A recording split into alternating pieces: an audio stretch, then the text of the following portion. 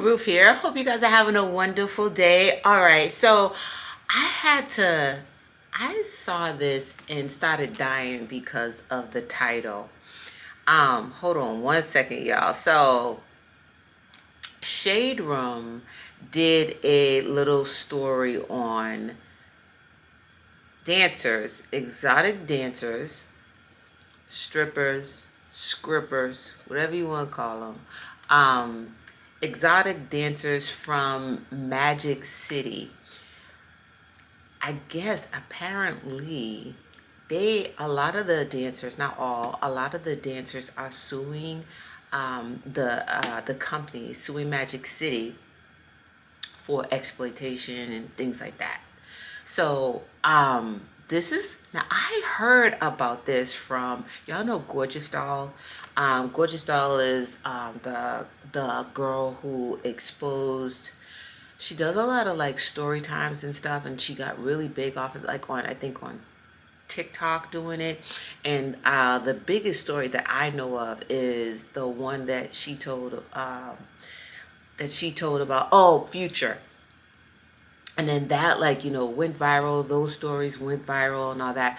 But like, I think back in April, she told the story about how Magic City was doing her wrong and, taking money that they wasn't supposed to take from her. So we're going to hear a little bit of this clip from Shade Room. And shout out to the Shade Room. All right, hold on. If I come to work, it's going to be a good night. But now they're going around the world for making it clap. If I come to work, it's going to be a good night. But now they're clapping back. I can't stand him. They're known around the world for making it clap, but now they're clapping it back. I can't. $25,000 on the ground, and you're telling me that I'm not getting a dime of my money. Period. Magic City in Atlanta. People come for the wings and the dancers. The wings are good. Behind the pole, I call him an in-house pimp. claims of illegal activity. Just greed. Dancers so afraid to speak to us that we had to hide their identity. They say the club forced them to pay to work, then strip them of the money they made. Subsidizing other people's paycheck is illegal. But in a Shade Room exclusive, Magic City says, So these are disgruntled employees. They're biting the hand that feeds them. I'm Justin Carter, and this is... Did he really say that? Did he really say? Was that Magic City's lawyer? These are disgruntled employees that's biting the hand that feeds them? What? Like, basically you're saying, I want you to get on that pole and shake that tail. Shake what your mama made you, what your mama gave you, and be happy that you're working for such an amazing establishment such as this. Now get up there and shake your tail. What? TSR Investigates. But before we get into it, roommates, for more TSR Investigates, make sure you go ahead and like this video and subscribe to the Shade Room's YouTube channel for new weekly episodes of this show and more. I was in a $25,000 bag. I was dancing the whole night. I don't know if I can play that music. You have to pay me, right? Or you could go right now. I'm like, hold on. I'm not paying you. You're not shaking this. You ain't right here, but naked doing what I'm doing. Cheeks. Dearly beloved, Cheeks. I'm sorry. At Magic City recently. That's former stripper Gorgeous Doll, who served up her own lawsuit earlier this year, claiming that she and a number of female dancers at the club have been targeted for years. Targeted not by the founder or owner of Magic City, Marvin Brown, or Michael Mr. Magic Barney, but a man who's not an employee at all, but a promoter who, she says, often came into the club, asked the women to cough up a portion of their earnings that night, and then bounce. No small talk, just took their money and left. He's known to them as Baller. This man tried to make my life miserable. Her story time, it went viral on TikTok back in April. I couldn't handle it no more. I couldn't take it no more. That was just days after model and influencer Gorgeous Doll, whose real name is Courtney Hale, went public over what she says happened to her starting in 2022. So when I first had went to Magic, it was smooth sailing at first. I had my own clientele who followed me from club to club. That's how usually how it is. Supporting me in every way. And then I had ran into this, I call him an in-house pimp. Because that's exactly what it was. Quote, Baller took a portion of the tips that Hale earned during 2 or 3 of the shifts that she worked each week. Okay. Let me just stop right there for a second. Okay, no. Baller wasn't a employee that punched in and out and you seen him every day and he's like, hey, how you doing, gorgeous dog? Another night, huh? Blah, blah, blah. All right, girl, do your thing. No, he wasn't that type of employer. But you better believe they know, whoever needs to know Baller knows Baller. And what it sounds like, homeboy probably had like some of his money I'm just guessing, right? Because I don't know them. May or may not have went in, right? He may have invested or some wheelings and some dealings went on. Trust me, the owner of Magic City, in my opinion, knows Baller very well. And they're probably real good business buddies. I mean, you know. This is all legit. That she worked each week, and that Magic City was a part, quote, aware of and or approved of Baller's confiscating of the tips of Hale and other dancers, confiscating tens of thousands of dollars. It goes on to say that Magic City compensated her at an hourly rate of $2.13 per hour plus tips, violating the Fair Labor Standards Act that, quote, requires a rate of at least $7.25 per hour for every hour worked in a work week. Girl, that's beneath minimum wage. That's not even near minimum wage. They were supposed to give her at least $7. They gave her what? $2? It's tricky, though. According to the Department of Labor, an employer of a tipped employee is only required to pay $2.13 an hour in direct wages. Oh. If that amount plus the tips received equals at least the federal minimum wage for each hour worked. Oh. If not, the employer must make up the difference. Every time I brought something to somebody's attention about how this is wrong, I'm now being mistreated. I'm now having issues at work. I'm now having money taken from me. I'm now being charged $300 house fees. Okay, now wait a minute, gorgeous doll. I'm gonna call cap on that a little bit with it, just with her. I believe that this is happening, but gorgeous doll, in my opinion, from the way she moves, it seems like she had a lot of mouth, right? Just a lot of right? Like the ish starter, if you will, right? You know, everyone got one of those in the job. The one that always got the mouth and going, oh no, that's not right. Oh no, that's not right either. Oh, I'm going to HR. Blah, blah, blah. You should go to HR. And you should go to HR with me. Come on, we all going. Blah, blah, blah. Hold up. That's not right. I'm not, you know what? I'm not going to stand for this. I'm not going to take this. You know, it's like, even in the corporate field, right? I used to work in the corporate field. I don't work in the corporate field anymore. But even in the corporate field is the same way. Of course, they're not cutthroat like this, right? But the corporate world will do it all, of course, very quiet and very legally. Like I feel as if they turned their back on Gorgeous Doll. This is why I brought up the corporate world. I feel like they turned their back on Gorgeous. I mean, they started like cutting her hours and treating her a certain way. Not because of these allegations. But do y'all remember when Gorgeous Doll started that whole hoopla about Lotto? Y'all remember that? When Lotto came and I get something about Lotto threw a whole bunch of money and then took her money back or something like that. And Gorgeous Doll got upset, and it was like she did a story time about it, and it was a big thing. Now, Allegedly, Magic City didn't like that, and Magic City fired Gorgeous Doll because of that. Now, you know what happens before they actually give you the axe. They cut the hours, they treat you some kind of way.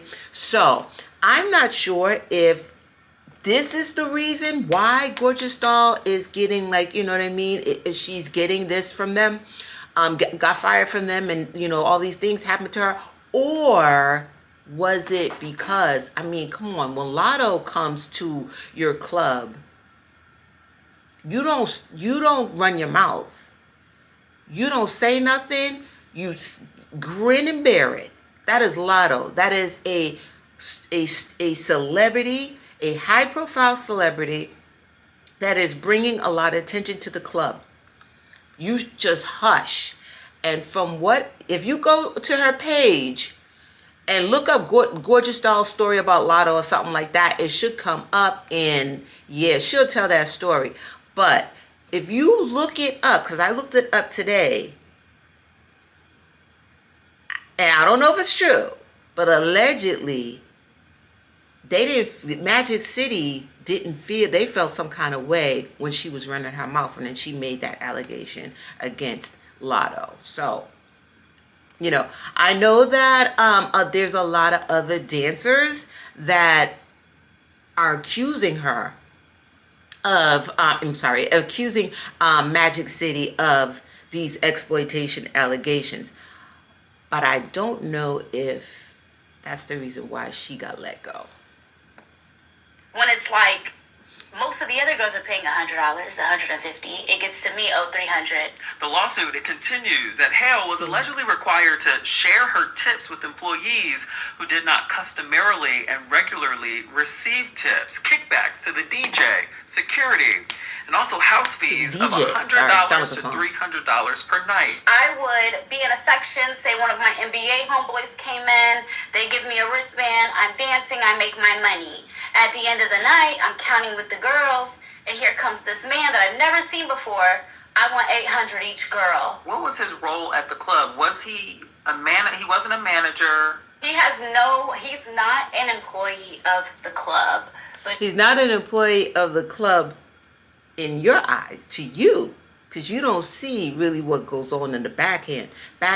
But in my opinion, that man's money is wrapped deep up in that club. And if they can't pay him, and if there's something going on with the money and they're late, oh no, and all that money flying around and y'all just got thousands and thousands of dollars that y'all pocketing, no, you better believe old boy's gonna come to you and go, I want 800 of that, I want 1,000 of that, I want 2,000 of that. He ain't gonna tell you the reason why. He gonna explain. Do you think Magic City is gonna have some dude walking around demanding money from their dancers? Oh, and we don't know who this is? Oh, they know exactly who it is. No, he's not an employee of the club, but he's making between at least $5,000 to $15,000 a night. Period. He was authorized. And he was authorized through Magic, through management, any type of management, even Magic when I went to them. Okay. This guy is demanding that we give him this money, and if not, he's saying he's going to make our lives hell in here. Yeah, so he was authorized, so therefore, yes. I mean, it's easy. It's easy to, yeah. The dude probably invested, or something's going on. He's good friends with something's going on, honey. The money is switching back and forth, and he is not happy with his share of whatever dealings and wheelings and dealings that he did with the club. So therefore, he went on the floor and said, give me my money. Just give me my money. And she complained to her managers about it. Even the owner and founder, Michael Mr. Magic Barney. Really went to Magic. I'm like, hey, this guy's trying to take me out of this bag. I've been dancing here for almost 2 hours. He just walked in. Like, what's going on? He's like, oh, well, Baller says you're not in it, you're not in it. So you mean I just worked for 2 hours? There's $25,000 on the ground, and you're telling me that I'm not getting a dime of my money. She says, though, the final straw is when she reported sexual harassment, allegedly at the hands of her female manager. I started to avoid the office when I come to work because I was uncomfortable. But I didn't know how to say that because this person controls my money. They control my house fee. They control if I can get into work or not. You know what, y'all, be honest with you, and this is the thing, and this is unfortunate that these girls had to deal with this, because I think what it is, they're in a setting where it's like, oh, so you're a dancer, so, and not all people, I'm not saying that, but I think some people working for in this sort of setting, they take advantage of girls like that, thinking like, you're a dancer, you showing it and shaking it and naked anyway, so therefore can I just get a touch or feel a pinch? And it's like, no, you cannot. No, you can't. So if this did happen, I'm so shout out to them for taking them all the way to court. But I don't know how long the time frame,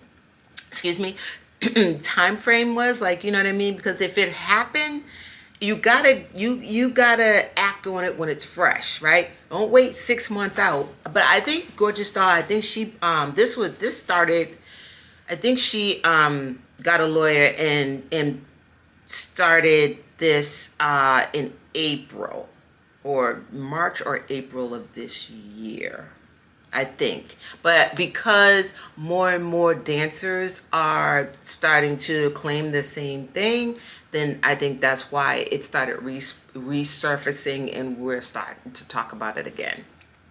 Money, they control my house fee, they control if I can get into work or not. Soon after, she says she stopped getting shifts. We represent a lot of dancers. Labor attorney Mitchell Benjamin is representing her and claims in that lawsuit, not only was she let go in retaliation over the harassment, but also for being a whistleblower about unpaid tips, posting about her concerns on social media. Yep. Subsidizing other people's paycheck is illegal. Yep. And that's what is happening here. But it's also extremely common, having to pay to work. Yeah. And sometimes, in lesser clubs and lesser performers, than Gorgeous Doll, people may actually lose money. They'll pay $200 in fees to work that day. And if it's a slow day, they may have worked for nothing or minus money. This is my story, but there's so many girls with the same story.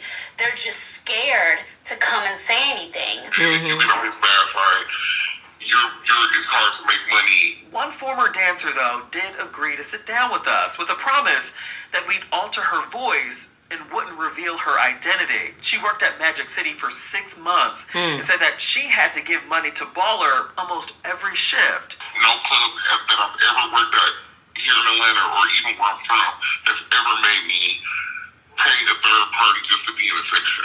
How much was the most you've probably ever given him? The most I've given him was maybe $800. A lot of people have these pre-notions that strippers are like prostitutes and stuff like that, and we're really not. It's a lot of us that's really working to provide for our families. It's not fair to us that, we're the ones that have to put these shoes on and take our clothes off and literally be naked and then still have to give a large portion of a large portion of your money. Now, we did check the federal database and found similar lawsuits claiming the same thing, including from Raquel Moore and several other women who say not only did Magic City fail to pay overtime when they worked over 40 hours per week, quote, while working at Magic City, defendants require me to pay sales every shift, which meant I had to pay a portion of my tips directly to DJs, house moms, front desk employees, and other people who did not receive tips from Magic City's customers. But don't you have? But I thought that's like the norm. Like you kind of have to pay the house mom, and you have to kind of give a little bit to her, give a little bit. I thought that's like a normal thing. No, put down in the comments. I thought that's a normal thing that you have to do. I mean, it's not a lot, but don't you have to kind of like, I don't know, right? Give a little bit. Like, here you go, a little bit to the bartender, hit a little bit to the house mom. Oh, you know what I mean? The DJ played your music real good. You know what I mean? Here go, give a little bit to the DJ. I don't know. I mean, I thought that was like a gratuity type of thing, or what have you. exact amount of sales I had to pay each shift varied and was determined by the club. For example, if I danced for a customer who gave me a lot of tips, management would tell me I needed to pay a higher amount of sales that shift. What is the setup? That's not right. And is this legal? No, that's not right. All right, guys, I just wanted to really just kind of like share that a little bit. Go and watch the rest of that. I really love, I love the Shade Room. Shout out to the Shade Room. It's one of those things where those girls, it just sounded like they was being taken advantage of. And I don't think that this is the only club that this happens. I truly believe that this happens at probably most strip clubs. But because Magic City is so big and so popular, then of course, right, they're gonna be the ones that's gonna go to the front and get exposed first. If this is happening, those girls deserve their money. I mean, Mr. Baller walking around there talking about, yeah, pay up. You know what I mean? And it's unfortunate that they did not have anybody to, like, you know what I mean, protect them at all. You know, like Gorgeous Doll said, allegedly she went to, like, Magic City. She went to the owners and was like, what's going on? It was like, well, if boss say you gotta pay, you gotta pay. And that's unfortunate. Like, that makes you feel weird, right? Imagine that just brings down your what is it, your morale. You just like, I don't. A shout out to the girls for going in there and working as hard as they did every single night. So, I don't know. Y'all let me know how y'all feel about this one. Put it down below. Send me and put me a comment. I love reading the comments. So we can go back and forth and stuff. Because you guys be having, like, good insight on things. Well, love you guys very much. I'll see you. Bye.